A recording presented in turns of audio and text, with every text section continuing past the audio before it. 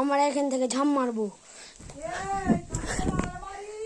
ঝাম মারলুম, কিরকম দেখা পেলেন?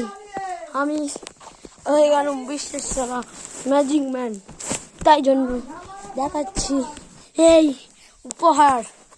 এমন কেন? আমি তোমাদের পেছন ভাইতে ঝাম মারি দেখাবো। যাতে ছবি তুলে নিই। হ্যাঁ ঠিক আছে।